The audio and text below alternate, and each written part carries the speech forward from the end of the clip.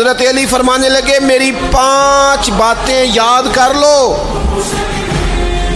اور فرمانے لگے اونٹوں پر بیٹھ کر تلاش کرنے نکلو گے تو یہ باتیں تمہیں ملیں گی کہیں بھی نہیں، لے لو ہم سے حاصل کر لو، یہ فیض ہے۔ فرمایا ڈھونڈنے نکلو گے نا، ڈھونڈنے تمہیں یہ ملیں گی، ڈھونڈنے سے نہیں چیزیں ملیں گی۔ فرمانے لگے 5 باتیں لے لو یار حضرت شیر خدا کی 5 باتیں، آج اس کو سبق کے طور پر رٹا لگا لو، اسے یاد کر لو، دل میں بٹھا لو۔ شیر خدا کی 5 باتیں، علم و حکمت کا نچوڑ، نبی پاک صلی اللہ تعالی علیہ وسلم سے لیا ہوا فیض، وہ حضور کی امت کو بانٹتے ہیں، اپنے سے محبت کرنے والوں کو عطا کرتے ہیں۔ حضرت مولا علی شیر خدا فرمانے لگے 5 باتیں لے لو، تم اونٹوں پر بیٹھ کے نکلو گے تو تھک جاؤ گے، لیکن یہ باتیں تمہیں کہیں نہ ملیں گی۔ حضرت علی باتیں بیان کرتے ہیں، فرماتے ہیں پہلی بات یہ یاد رکھنا، بندے کو امید صرف اپنے رب سے رکھنی چاہیے۔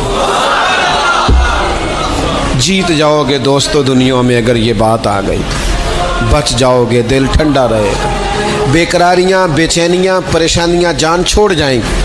امید صرف اپنے رب سے رکھو۔ حضرت مولا علی شیر خدا رضی اللہ تعالیٰ عنہ دوسری بات بیان کرتے ہیں، فرماتے ہیں اپنے گناہوں سے ڈرا کرو۔ تم غریب ہونے سے ڈرتے ہو، تم تنگ دستی سے ڈرتے ہو، تم لوگوں کی دشمنی سے ڈرتے ہو، اپنے گناہوں سے ڈرو، کہیں ایسا نہ ہو کہ تمہاری نافرمانیاں رب کی ناراضگی کا سبب بن جائیں۔ اپنے گناہوں سے ڈرو۔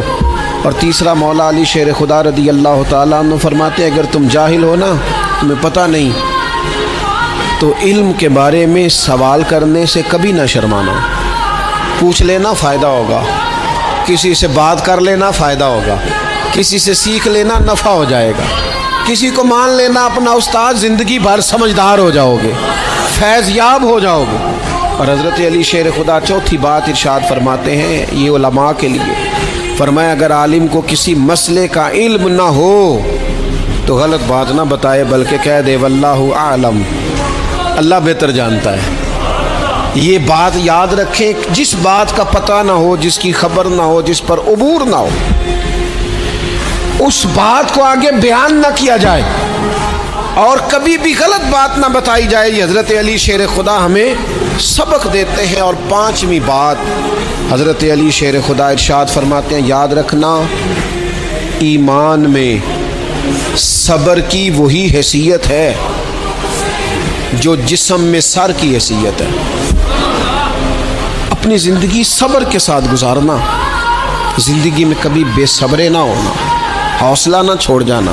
صبر بزدلی نہیں ہوتا، صبر تو اچھی تدبیر کو کہتے ہیں، صبر تو رب کریم کے فیصلے کے انتظار کو کہتے ہیں، صبر تو اللہ کی مدد کے نازل ہونے کے انتظار کو کہتے ہیں۔ فرمایا جو تمہارے جسم میں سر کا مقام ہے وہی ایمان میں صبر کا مقام ہے۔